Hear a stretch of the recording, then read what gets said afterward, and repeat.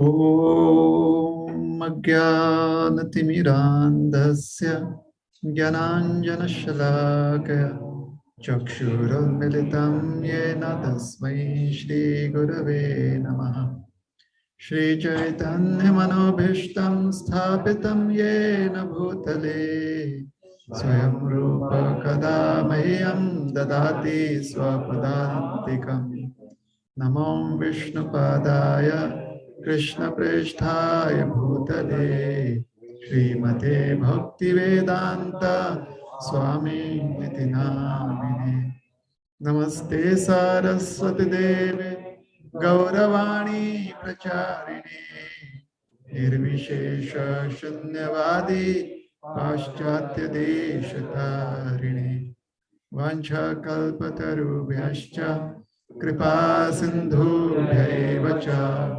Patitanam Pavanebhyo Vaishnavebhyo Namo Namaha Jai Shri Krishna Chaitanya Prabhu Nityananda Shri Advaita Gadadhar Shivashadi Gaura Bhakta Vrinda Hare Krishna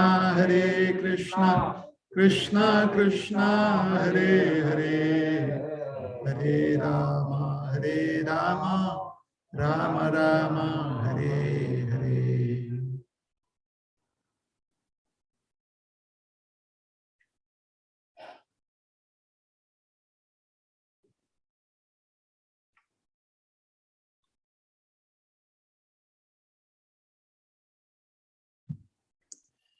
Hare Krishna.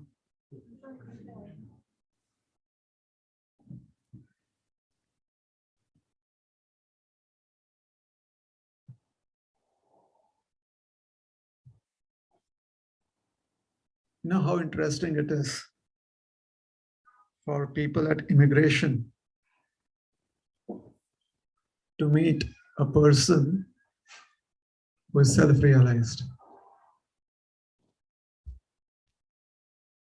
Have you been through immigration? Is there anyone who's never experienced immigration? So everyone has been through immigration. Okay. So what happens is the immigration officer would ask you proof of your identity. Who are you? And a self-realized person, if asked, who are you? And the self-realized person would be, the answer that the self-realized person would give would be very humorous, isn't it?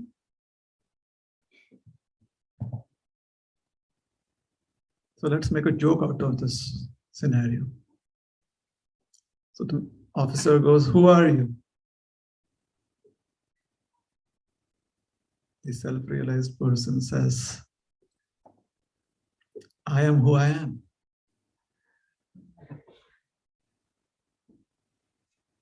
So the immigration officer says, and who is this on this ID card? This is who this is.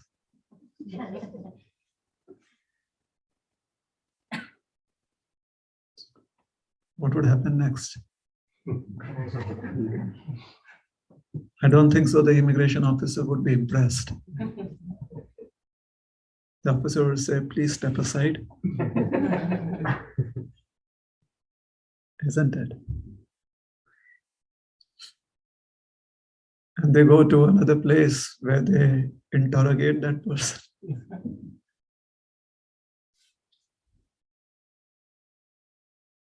Who is Mr. XYZ?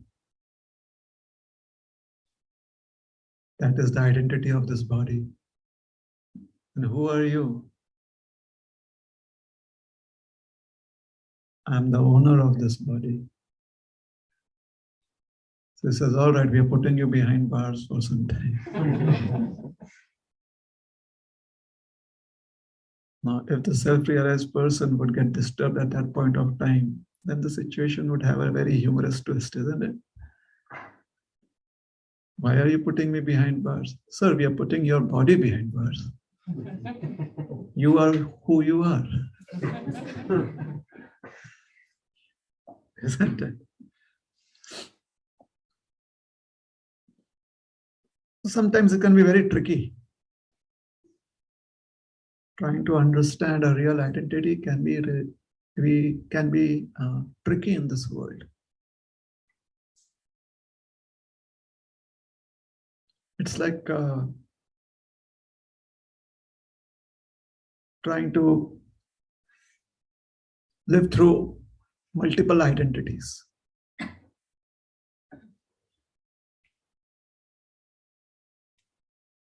So the intelligence has to be really sharp to be able to do that.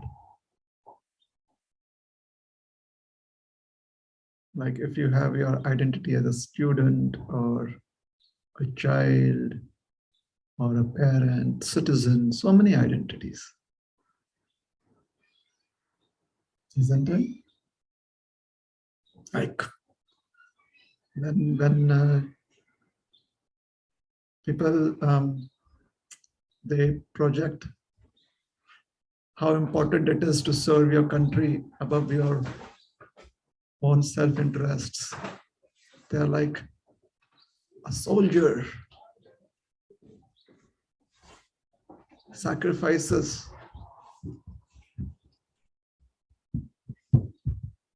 various kinds of relationship in the line of duty.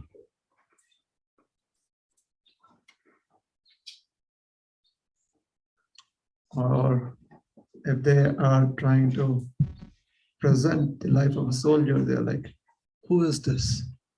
This is a son or a daughter. This is a friend. This is your next door neighbor. And that is when you're wondering, my God, who was I living with? So there's so many identities.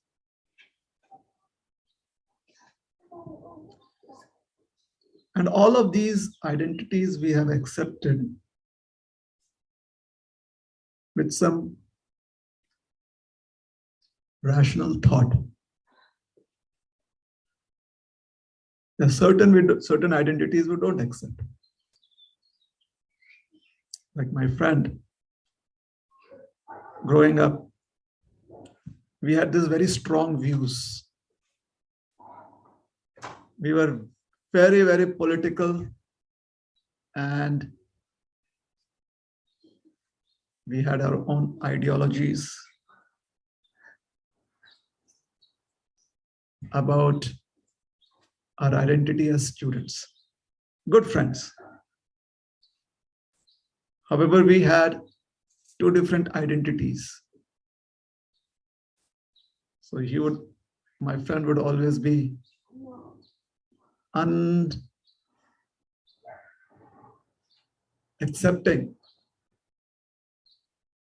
of how I would glorify what I stand for, and I would be unaccepting of what he would glorify. So in India, after you finished your high school, in India we call it junior college. We used to call it junior college. 11th and 12th was junior college for us. So then you have to choose what your majors are going to be. Basically, we had to choose between two different streams. One was that either you become a doctor or you become an engineer. Now, in those days, they were like diametrically opposed to each other. In our times, like doctors are useless. They have no understanding of math because doctors wouldn't study math. And doctors would be like engineers. What do they know about science, biology, human biology? Anyways, so there are identities that we accept and identities that we reject. And then if we have received some good teachings, value systems, depending upon the culture that we grow up in, then those value systems also create an identity for us. Growing up in India, when I was growing up in India,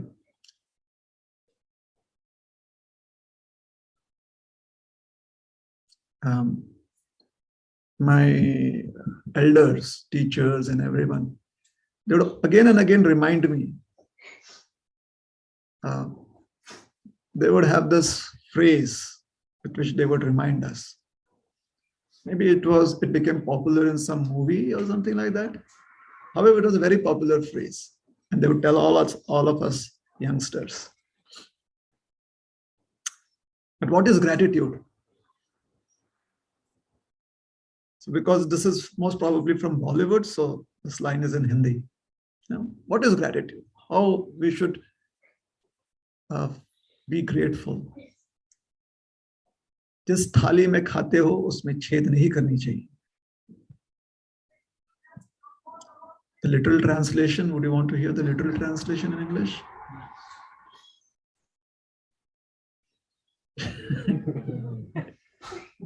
You should not put a hole in the plate that you're eating in or eating from. And that was how you have to be grateful. What it meant was, or don't go against the hand that feeds you.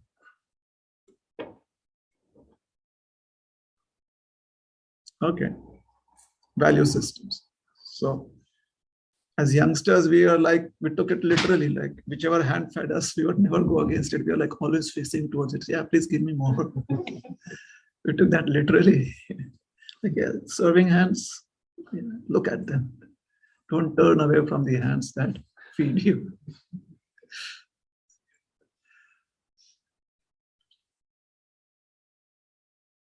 Now, if you grow up in a culture where there's a lot of emphasis on life after death, how your entire life is to prepare yourself for life after death.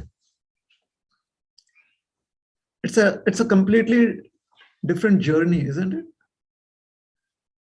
It's not about you looking towards how you are going to be how you would be very successful in your career. So that is not what you're looking towards. You're not looking towards where you're going to settle down.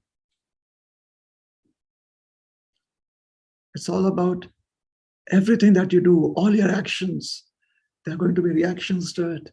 So be careful. Always be thoughtful, mindful. And finally, after death, there will be rewards.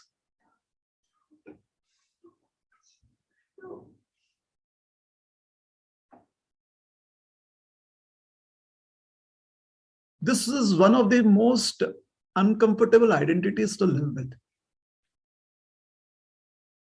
Although we would want to subscribe to it to get some,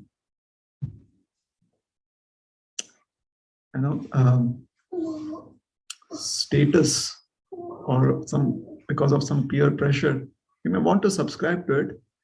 It is one of those identities that kind of is not so easy to adopt. That one must always be thoughtful and mindful of one's actions, thoughts, and words. Because everything goes out there in the ether and there's going to be a response. Basically, if you actually subscribe to this philosophy, you'll always be like on high alert. Because if you have to pay attention to every thought, word, and deed, you have to be not just super conscious of every action, you also have to be very, very sensitive to what is happening around you.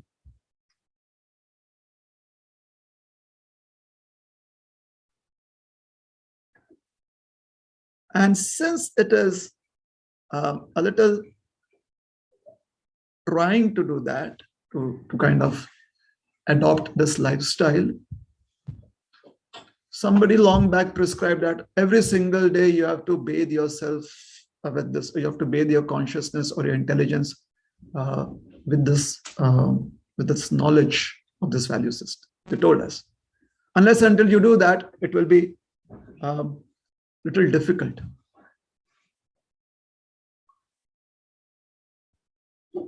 So if we take up to this philosophy of, we are responsible for our actions, we are responsible for what we do, and the response will always be there.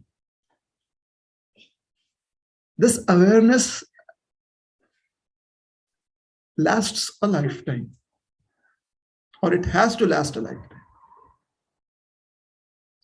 It cannot be up to the point of graduation. It cannot be, well, all the other kind of work that you put in, after some time you're like, yeah, I've done that, and this is where it ends. Beyond this, it's just further application, some tweaks here, some changes there.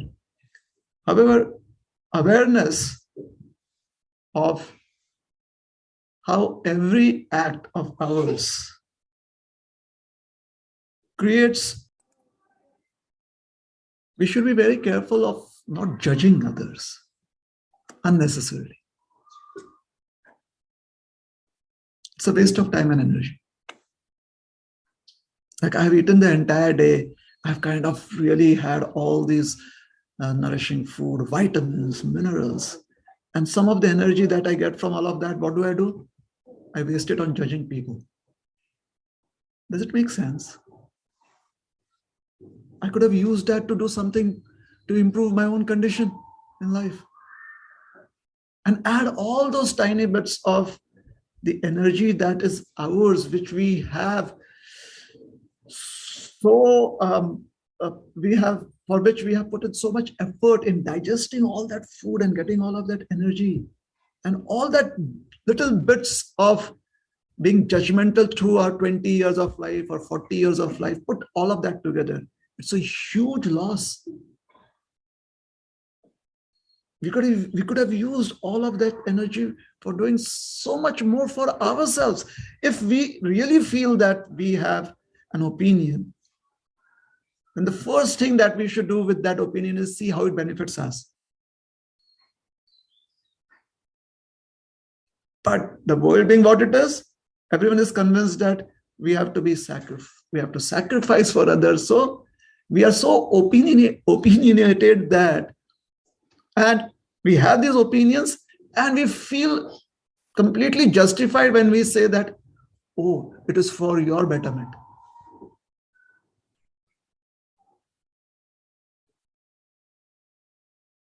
No one ever thinks back that, all right, I want to help someone. How does that help me? No one does that. Very few people do that. When you try to help someone, you feel good about yourself. Has it really helped you other than feel good about yourself? Has it made you a little more progressive in life? That kind of analysis is rarely done because we feel that, hey, doing good is what matters in life. Please think about this very carefully. Prabhupada would, in very simple words, he would explain all of this complex subjects. He would say, everyone has to fly their own plane. I mean, you can try and help somebody else fly their own, who's flying besides you, who are flying their plane. You can let them know, hey, you do this or do that. You have to be careful that you do not put down your plane. That is what is awareness. That is what is being conscious.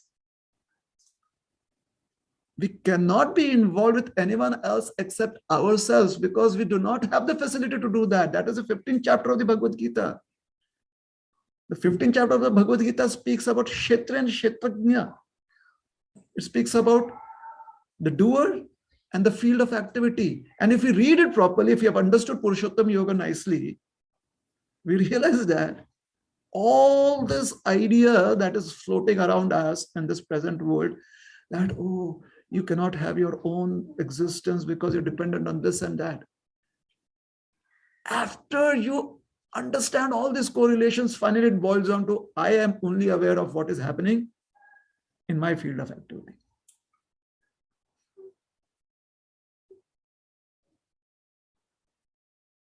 So whatever actions we perform, activities have to be done. It should be done with a good intent. Because if it is not done with a good intent, if it is done with any other intent, it complicates the issue much more. The issue remains very, very simple if we do it with a good intent. The reason is, when we do it with a good intent, we feel good about it. And if we are intelligent enough, then we analyze how it has helped us grow. If we are intelligent enough. So this story from the Mahabharata this is what Vidura is trying to explain to Duryodhana. But Duryodhana is like, Vidura, I have heard so many pravachans on this, forget it. And that is why you're getting to hear it again, because you haven't understood. You did attend the classes, you got your grades, GP was 4.0. But then you're not aware of what that knowledge should mean to you.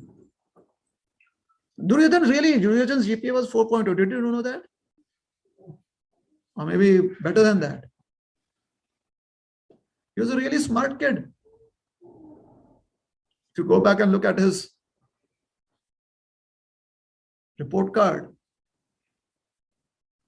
very nice. I mean, no wonder he graduated from an Ivy League college. Dronacharya's Ivy League college. The best program. Duryodhana was the best in mace wielding. There were only two of them, Duryodhana and Bhima.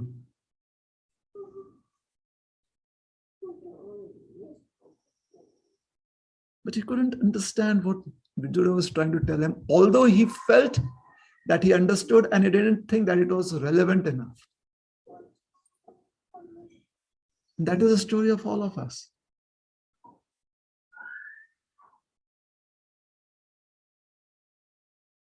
Yes. The Srimad Bhagavatam, when Vidura has come back from his tour, because he's heard that the war is over, Yudhishthira Maharaj has become the king, the emperor. So he comes back to Hastinapur. He's like, I have to take my brother away. I have to see that he makes something about, he kind of achieves some benefit from his human form of life. So he comes back. Yudhishthira is so happy to see him. And how does he welcome him? In the Srimad Bhagavatam, this verse is very much glorified. He says, Bhavadavidha Bhagavatas.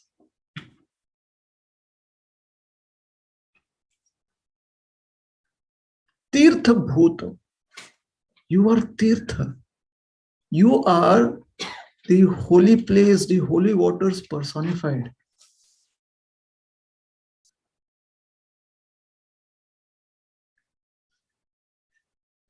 Tirthi kurvanti tirthani. He says, you by your presence makes the holy waters holy. You by your presence make the holy places holy. Why? Swantasthena gadabhita. Because within your heart you carry the Lord who has a mace in his hand, Lord Gadadhar. Yudhishthir is a little different from Duryodhana. Therefore, Vidura did not have to give many teachings to Yudhishthir Maharaj. Yudhishthir Maharaj is aware what energies are emanating from Vidura. What kind of energies?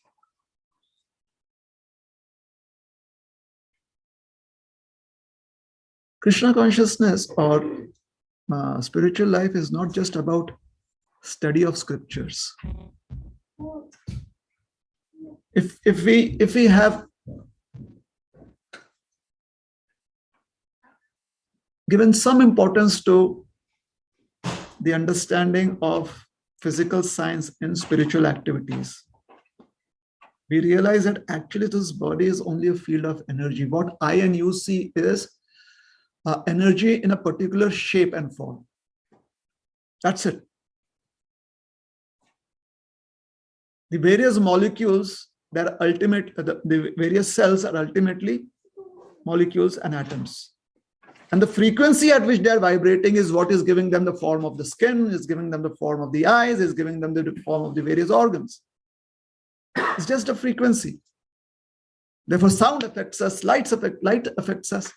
Light falls on the eyes and the frequency is created and we are like, I can see, I can see.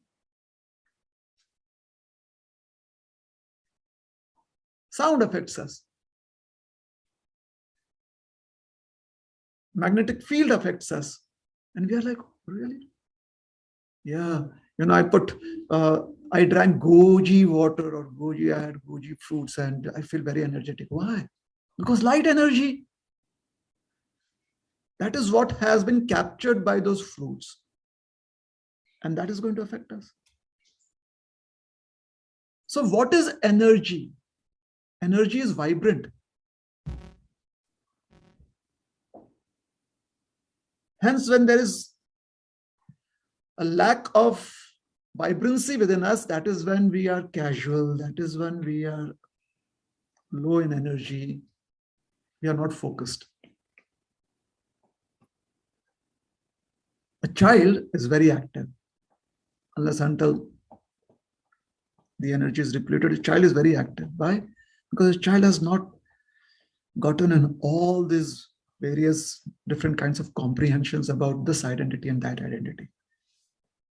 So slight, stimulation, the child is affected.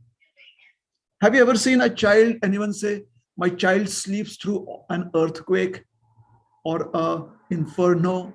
My child sleeps through all kinds of sounds. Children are very, very sensitive. A slightest of sound, the slightest of light, a slightest of vibration, and immediately they respond. Why? Because the present body that they have does not, the flow of energy, the chakras, this is Ashtanga Yoga. So that body that they have is very, very clean, very clean.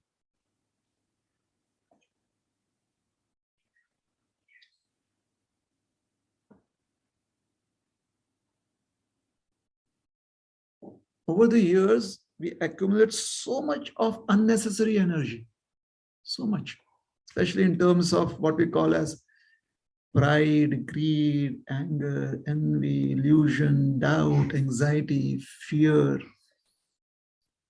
So much of that. Thirst, pain, hunger.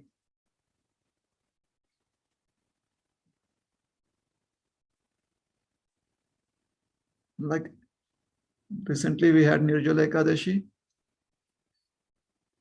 Many people who would have done that after that, they would have needed some medical attention because they went through pain. They're convincing themselves, this pain is all right. This is make me realize Krishna. Unfortunately, it has created some unhealthy energy fields. Why? There was no preparation for that phase. We just got up on the day of Nirjala Ekadashi and like, okay, today is Nirjala Ekadashi. I'm fasting. It doesn't work like that. I mean, you buy a BMW and you think that I'm going to take it through the villages of India or Kenya. What would happen to your BMW? I mean, the luxury edition of BMW. So similarly, what we are trying to do is an intense form of detoxification. It is like the luxurious brand of fasting. And we take it on a rough ride. So somebody puts on YouTube, preparation for Nirjala Ekadashi. It goes viral. That prior day, you should only drink lots of fluids, this, that. And everyone is like, this Nirjala Ekadashi, I felt so energetic. Now spend a little more time on analysis. Why did that happen? Because you are aware that you had to do Nirjala Ekadashi on the day of Ekadashi, on the 11th day. Your awareness started on the 10th day itself. Now for people who haven't done that, whose awareness arises only on the 11th day, and they do Nirjala Ekadashi, typically a lot of them would have medical problems the next day. The body would be aching because there's so much of acidosis happened there.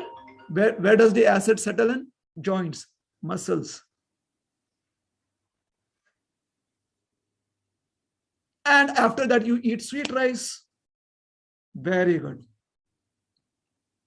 So the body is now wondering, should I wash away all the acid that is there in all the different areas of the body, or should I absorb the nutrients from the sweet rice?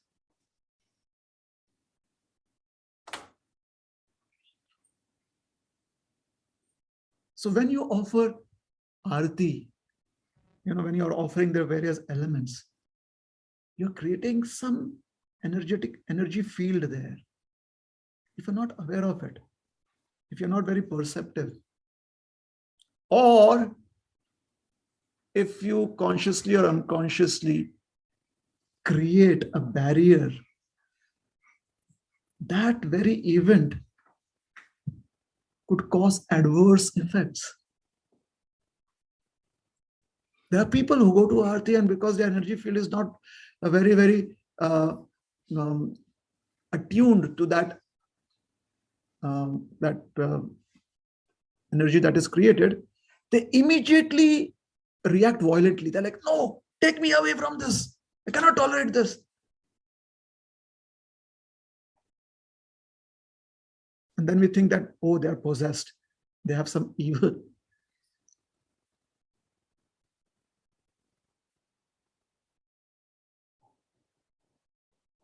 How does somebody who's been a practitioner for a long time, how does one understand that we are not doing it in a favorable way? When we are not conscious. Many times I give the example that so many devotees, they come and they tell us that we attend Mangal Aarti every day. We only realize that we are present there after the Guru Ashtakam prayers are over. And I'm like, how did that happen? Because we went in totally unprepared. You're like running. I want to be there when the darshan opens. Why do you have to run so much? Your heart is pounding, you are sweating, and then you have to go into this whole room with hundreds and thousands of people there. Can you imagine running in with a high voltage wire like that? That is what your energy field is. However, if you have prepared for it, you have woken up early and you take a casual walk and you're taking in the ambience, the early morning ambience that is there, that what would be if you observe your existence in both these scenarios, most probably you'd say that, oh, when I do that, when I am not rushed, I feel very, very motivated. However, when it's very rushed, the only excitement is I reached in time. That is only excitement. I reached in time.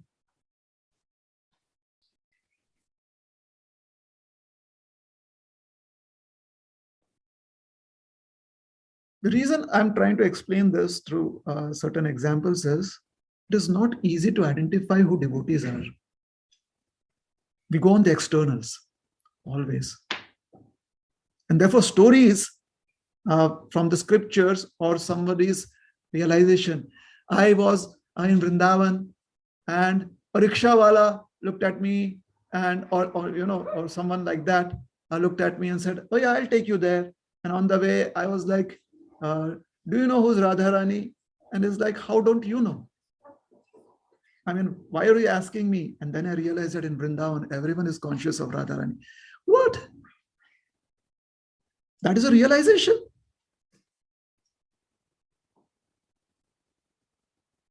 A boy was asking me to give some sweets, and I said, what will you do with it? And he said that I want to lessen your karma. And he's like, oh, Krishna came through this boy and is taking away the money which you ought to spend somewhere else. The boy is telling me that you spend it on a Brajabasi and you'll be unloaded of your karma. And you're like, wow. Why do these stories hit us? Especially stories where we should not try to offend devotees, because once upon a time somebody was offended and they could no longer remember Krishna. Why do these stories seem so very interesting? Because we have very dull lives, a very dull existence. Therefore, the stories are like revelations for us.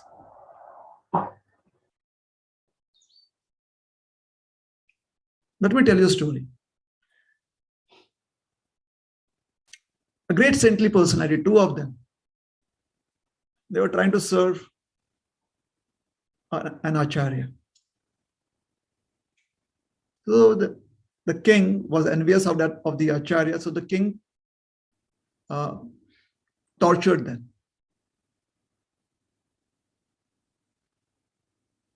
And finally, the king was trying to convert them, make them give up their allegiance to the acharya.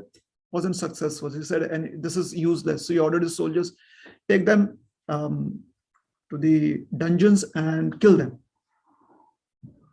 So the soldiers who took them away, they felt pity for them. They said that, why should we? The king is, these look like saintly people. We don't want bad karma for ourselves. So we should not kill them. But what if they come back and the king finds out that we've let them go?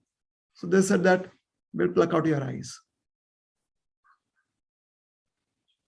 So they plucked out their eyes and they let them go. One of them was a very old person, very old. So they're trying to go back to where their acharya was.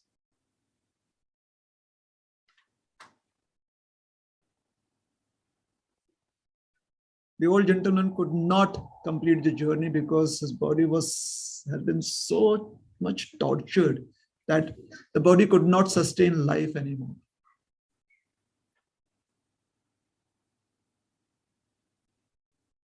So he fell down to the ground. Somehow his daughter also happened to be there. So she requested him that you are very close to a holy place. Please, if you want to leave your body, please leave your body in that holy place. He's like, this is the holy place. What makes a holy place a holy place? That place is holy because of the presence of the Lord, and the Lord is present there because the devotees are there. If the devotees weren't there, the Lord would be lost in the forest.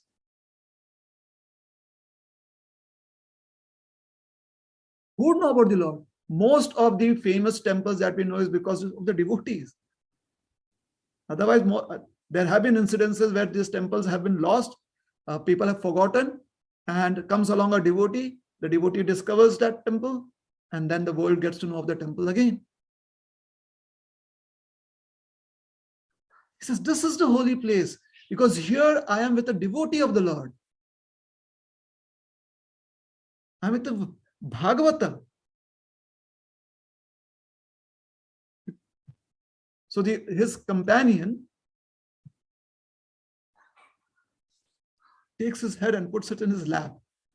And his daughter takes his feet and puts it in her lap. And that is how he leaves his body. He gives them, but before leaving his body, he gives them very interesting teachings. I'm trying to just put it in relevant words for all of us. He says, first of all, a holy place is not different from where a devotee is.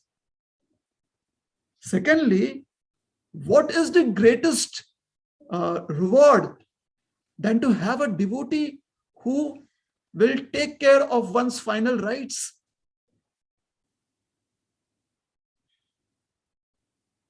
And thirdly, the land where the acharyas have walked, that entire land is pure.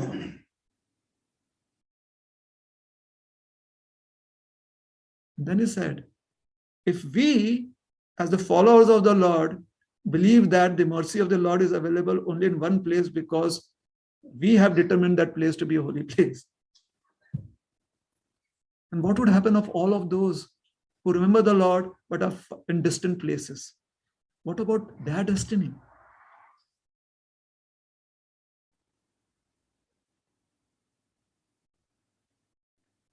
So he gives up his body. He goes back to the spiritual world.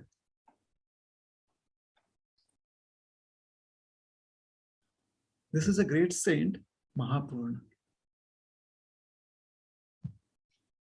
He's also known as Periyanambi.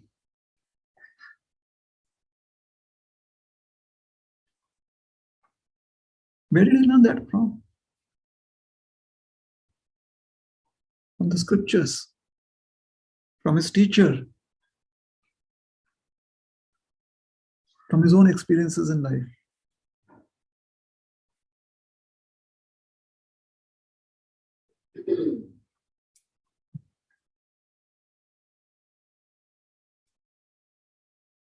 So awareness is very important. Not that we have to be arrogant, thinking that we know all. But the more a person has awareness, the more the person understands that body is not just material, but it is also a field of energy. And you know what energy means? It affects. We cannot stay away from the influence of energy. Unless and until we are very vibrant, will not be free from the influence of energy.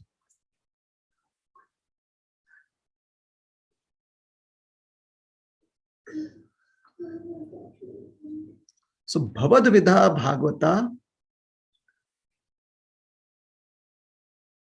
you, my dear sir, are Bhagavat. Tirtha Bhuta Swayam Prabhu. This is very, very wonderful instruction. If one understands this instruction, then one will always be enthusiastic to live the life of a servant of Krishna. Because not only the mercy of Krishna is coming through devotees, the mercy of Krishna is coming through every single atom and molecule. Krishna says, this is my energy. Amma Maya. He calls it Devi Maya. Devi energy. This divine energy of mine. For those who are lost in their own world of this is what the real understanding is, who are not trying to realize themselves as spiritual beings full of spiritual energy. Prabhupada would always say the spirit soul is the spiritual energy of the Lord. He calls it Shakti. We are the Tatastha Shakti. Unfortunately, because we are used to English words, we think soul. So soul has, we imagine the soul to be without, we do not understand how soul is actually energy, which means vibrant, which means sensitivity. It means awareness. If there's a live wire here, do you think if I touch it, it'll affect me? Sure, because there's some energy flowing through it. If there's a magnetic field here, do you think if I walk into the magnetic field, it will affect me? Sure, because there's an energy flowing through there. Similarly, spirit soul is energetic. And if we are trying to put some other dimension of understanding the spirit soul, that spirit soul is different from the body, spirit soul is spiritual, the body is material, and we have no idea what we are speaking about, we'll never realize that we are vibrant spirit souls. We'll never realize that those whom we call as devotees are vibrant spirit souls. They have vibrant energy with them.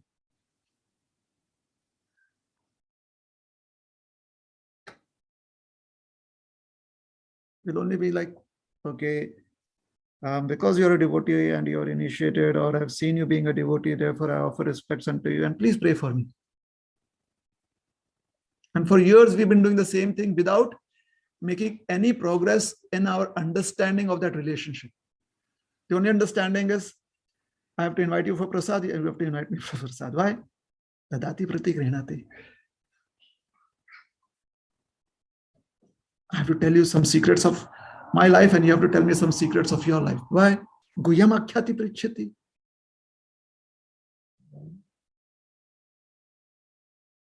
And what is the progress made? Oh, previously we were, I would go to their house on Wednesdays for prasad, and they would come on Thursdays. Now we go twice a week. We have closer relationships now.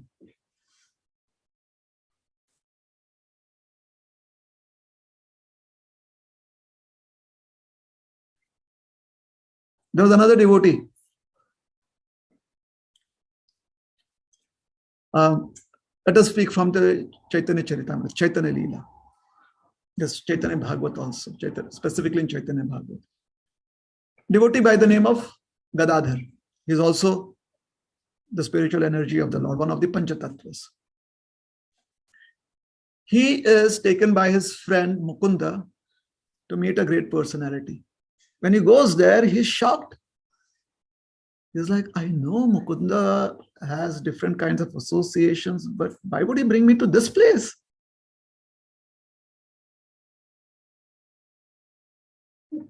Why? Because he saw this person having so many material facilities. And Gadadhar by nature was a very simple person. He could never bring himself to think of anything beyond his simple needs. It wasn't possible. Somehow that was his, his nature, his swabhava.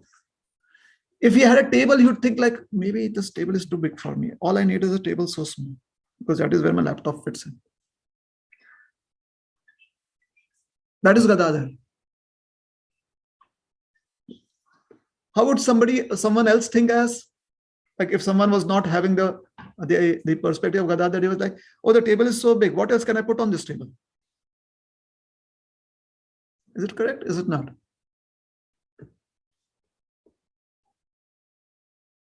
Yeah. What else could I have so that it occupies a space? This is custom made. We got it from Costco's. This is a smallest size that they have. Now it looks empty. So I have to go back to Costco's to get a few more things to decorate my table. Because that is how the psyche is. That is how it works. We don't like to see emptiness. True? It is, please don't take me, I'm not trying to hurt anyone here, but it took us so long after coming to Krishna consciousness. When we came to Krishna consciousness, it took us, after so many years, it took so much effort that we could bring down our altar to something simple. And over the years, as we visit Vrindavan, something adds in. Then we go to Mayapur, something else comes. Then we go to Srirangam, another thing. And after some time, after 5-6 years, like, it takes a lot of time in the morning, to take care of all of that. So what was supposed to be an engrossing affair, after some time seems a little burdensome. How did that happen? How did that happen? Similarly, chanting, everyone says, Mataji, Prabhuji, you're so sincere. Oh, if they are saying it must be true. So tomorrow onwards, 8 rounds. Wow. From 4 rounds, you started chanting 8 rounds immediately. It's all by your blessings. It's only Krishna's blessings. Within 2 years, 16 rounds and so many yatras. After 10 years, they're like, how to control the mind while chanting? It is still so distracted. Which is the best time? In the morning, Brahma Muhurta. Whenever I do it in the morning, the rest of the day, I feel very happy. They don't say I feel relieved. Because that is actually the feeling that many people have. How is it that we cleansed ourselves, did detox, and then again? And after 20 years, somebody comes up with the realization. I have realized that I just sit in one place. In Vrindavan, I just go and sit in this samadhi or that temple and chant around. I don't go visiting anywhere else. After 25 years, 30 years. How does that happen? Because time is not on our side. The earlier we become aware that we have this potential to be very sensitive and understanding of what options we have. The pool table, every action has a response. It creates newer and newer possibilities. And that is, as long as we are humans, we have to realize that our action does do that. So what kind of game would you play that with the minimum number of strikes, you can win the board?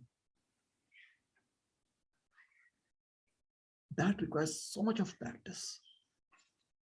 Now, you could do that easily if you are the only player on the board, on the pool table. What if you had an opponent? What happens? So here we are trying to play pool with whom? With material nature made up of the 3 modes. Imagine that. We hit the red ball. She says, no, I like the blue ball also. She puts in the blue ball too. You're like, what is this? Just a red. You're like, no, penalty. Fun. So that's our opponent there. Why? So Gadadhar sees that and he's like, what is this? This person is wearing such expensive clothes, silk, embroidery. The gentleman has a well-oiled hair, fragrant, Do men use Dior? The brand? Is it Dior? Fragrance, oils and all of that? That is what he would use. He had oiled his hair. He had applied all of these various creams. He had all these jewels on every single finger. He had spittoons. He had like a V console. All of that. And Gadadhar is wondering, Mukunda, I thought you said we are going to meet a saintly personality. Where did you bring me? He said, yeah, there's a saintly personality. And the saintly personality is welcoming the guests, is both of them reclining on a very expensive state-of-the-art, that which is in the most recent fashion, couch. Just reclining back with this silken cushions and silken sheet. And is having some nice chewing spices, like chewing gum in his mouth. Yeah, ma'am, how are you doing? Like that. Peace. No, that's how I'm trying to just recreate that scene. It wasn't the same words, but I'm just trying to recreate the scene. This is what made Gadadhar astounded. And because he was such a simple-hearted person, he knew that he wants to run away. However, just out of etiquette, he couldn't run away. And there was this tortured look in his eyes. He looked like Mukunda, like, please. And Mukunda says, like, snaps his finger, like you snap your finger and you have those AI machines around, snap the finger and something starts playing, sound activated, snaps his finger, sound activated, the Srimad Bhagavatam starts playing. Like that. Seems that Mukunda has been to this joint before. Snap. Srimad Bhagavatam, 10th canto, especially Putana. And this gentleman goes crazy. He has tears in his eyes, starts jumping up. Where is Krishna? Where is Krishna? He starts tearing his clothes apart. His hair is kind of just, in all directions and is like mad. He goes up to Mukunda. Do you know where is Krishna? He goes up to Gadadhar. My dear sir, can you show me where is Krishna? Gadadhar is like, everything else simply dissolves. All the golden sheets, the silver, the silk just disappears. It's like, a video game, another level. Gadadhar is like another level. He can see the emotions that his personality has. He's so affected by that. Later on, he tells Mukunda, thank you so much for bringing me to this great person, this great saint. However, within my mind, I have thought ill about him.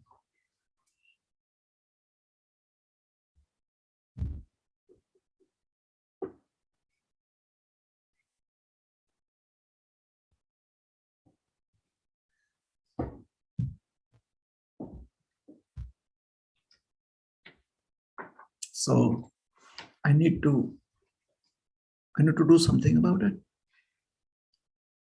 So he goes to Sri Chaitanya Mahaprabhu. And he opens up his heart to Chaitanya Mahaprabhu. They were childhood friends. So Chaitanya Mahaprabhu says, okay, so what do you want to do now? He says, my dear Lord, you are everything to me. I mean, my day begins with you. My day ends with you. You are the beginning, the middle, the be all and end all of my life.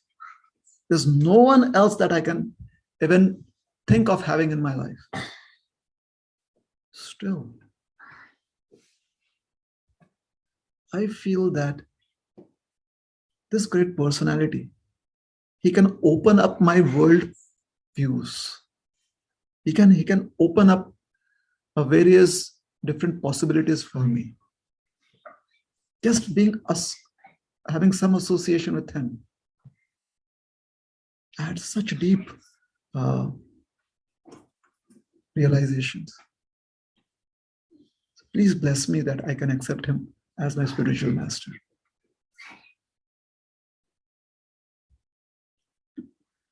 Whenever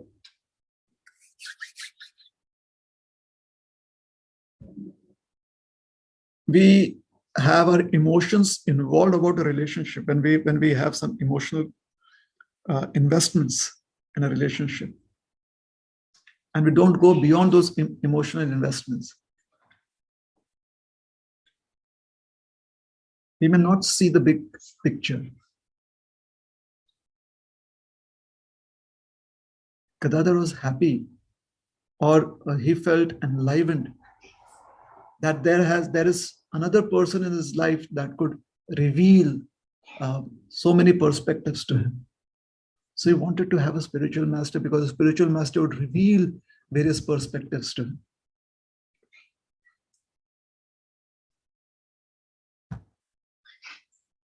Chaitanya Mahaprabhu was very happy. He said, please.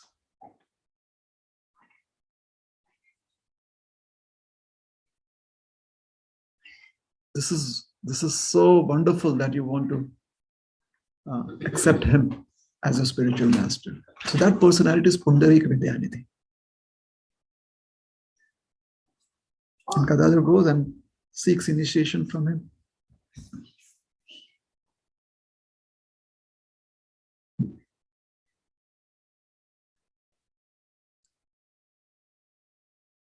So, if we are trying to be Krishna conscious, and the reason we are trying to be Krishna conscious is because we believe that all our actions at the end would be taken into account to help us go further on our journey after death.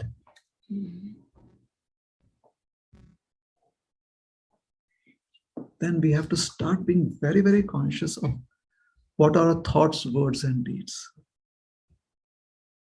Especially when we come in, we have the opportunity to associate with the paraphernalia,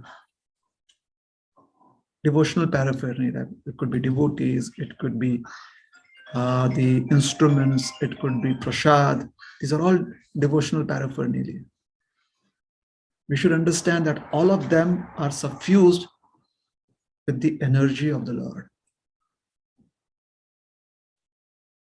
And we should try and be open enough to accept that energy and to tune into that energy.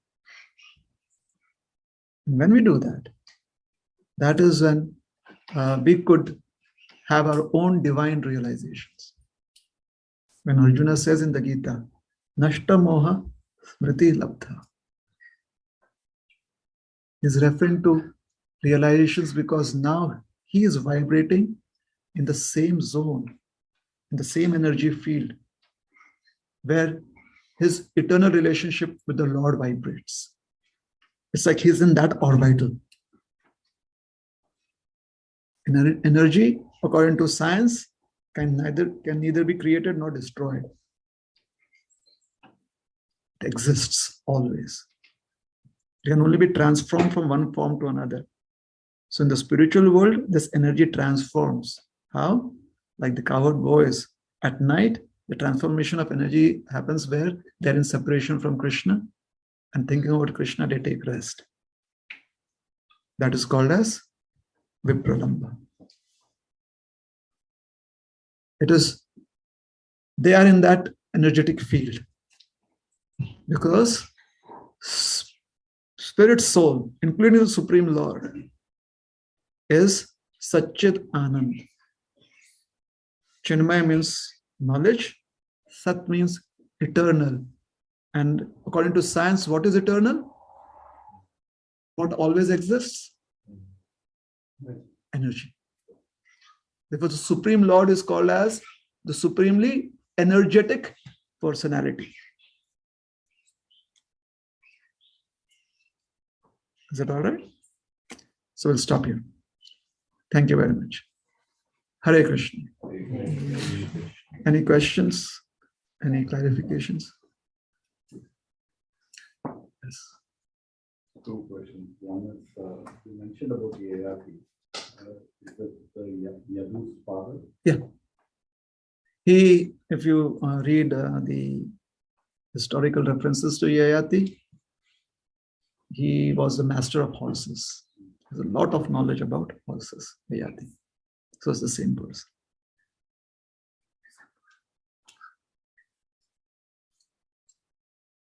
Yes. There was one point where you were talking in the beginning about, like, for example, you advise someone or tell someone and then you feel good about it. And then you said we should take a step further and analyze what it actually... How did it help us grow? Yeah. I'm trying to think how to apply this. Based on the experience, you can say, maybe you should do it this way. And it almost ends there. And I guess I feel good in some way. Maybe you want any comments on that?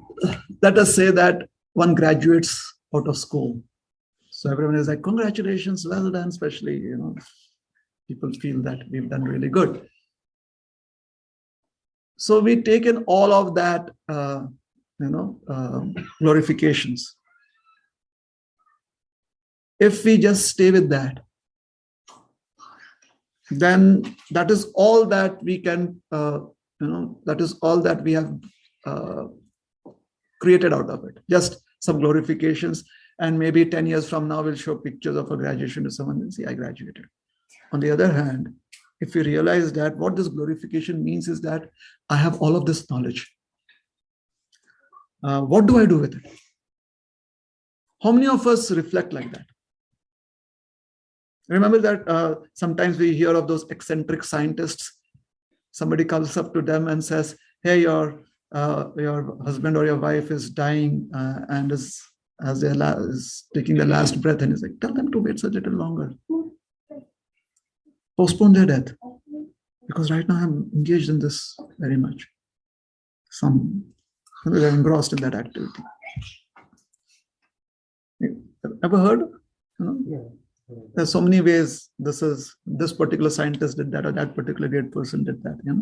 Someone is an author, and there's another person who's come to murder him, and he says that I'm here to murder you. It's like, can you wait 15 minutes? I just finished this. Yeah. And then the story ends with what kind of effect it had on the other people around. If we could learn from such stories that if we are always in the present, what is in it for me? That is what means being in the present. Then we won't be living a life either trying to remember a past, the glories of the past, or living a life hoping for some unimaginable future. So, all right, I helped someone, and they were grateful for it. I feel happy about it. I have to still go back home and pay my bills. So what has changed in my life? Has something changed in my life? Maybe not. So that is how you reflect. But what has changed? Some glorification has come, or a feeling of having helped someone and feeling good about it has come within me. What am I going to do with this feeling? How can I use this? Am I going to create an NGO? I help you NGO. Anyone can walk in and say, hey, I need help and I'm ready to help. What do I do about it?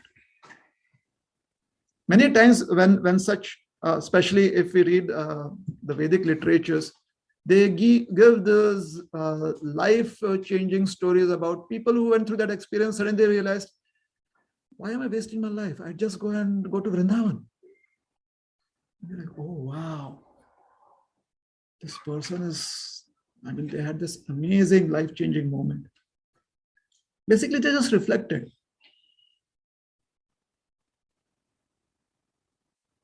Yeah.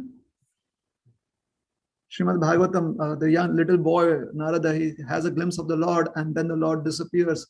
And there is just a message left for him on the cloud that this lifetime, this is all that you'll get.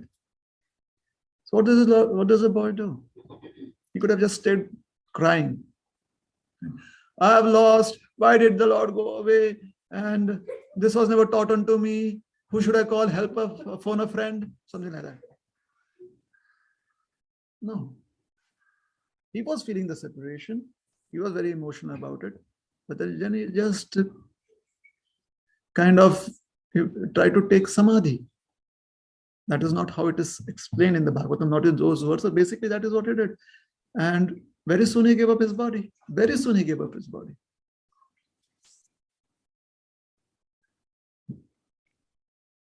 So would we want to have an experience like that? That is the question. Is it worth it for us? So then we'll be very reflective. Yeah. All right. Anything else? I just have a comment, not a question. Sure. I think it was very nice to hear about the energy aspect. All the talks in devotion, this circle I've heard, I've never heard anyone talk about energy and this, looking at soul in that way. Maybe it was always present when you put it in that perspective. It's good to hear that. Thank you. We can stop? Yes, sorry. It is a very thought-provoking points. What would be some of the key takeaways from this lecture? There's so many aspects that you touched on.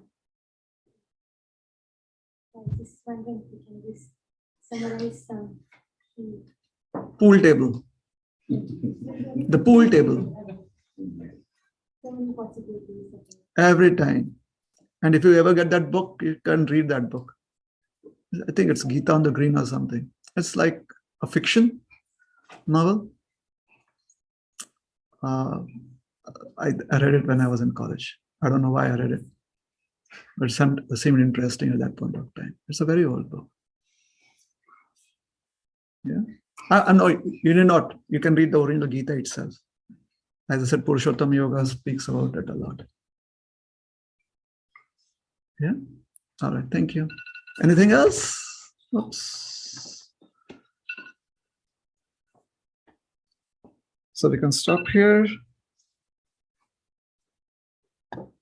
Thank you very much. Hare Krishna, Srila Prabhupada ki jai, Gaura Bhakta Vrinda ki jai, Hare Krishna. Oh, before you go, let me tell you a story. Sorry. I wanted to tell you the story, and I'm sorry. Very quick. So a very famous film star, movie star, in India we call them film stars. So movie star, a very well-known movie personality and actor, was on a plane.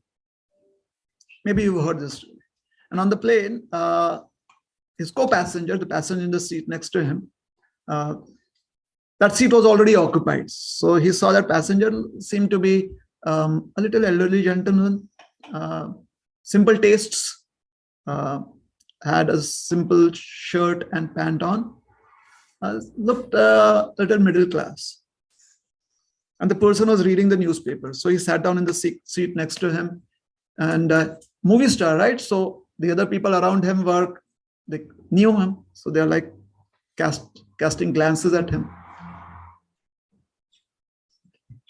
There was no selfies in those days, but like autograph, like that.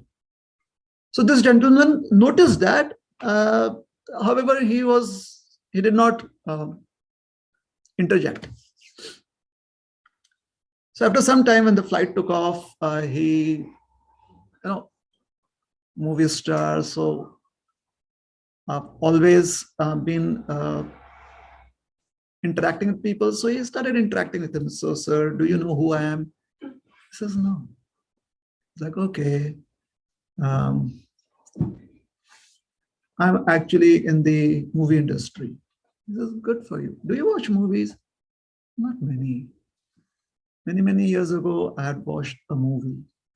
He says, okay. And actually, I act. He says, wonderful. That's very nice. And that's it. So they get off the plane, and he's intrigued very much that how is this person not interested in me? So the plane lands, and as they're getting off the plane, he says, oh, it was a wonderful flight, and I really liked being here with you. My name is so and so. But there are references that this story is in the biography of this particular movie star. His name is Dilip Kumar. He says, I'm so and so. And the person next to him says, oh, good to meet you. I'm J.R.D. Tata. Tata was at that point of time he was the Elon Musk of India at that point of time. But, Newspapers were the only tabloids you had.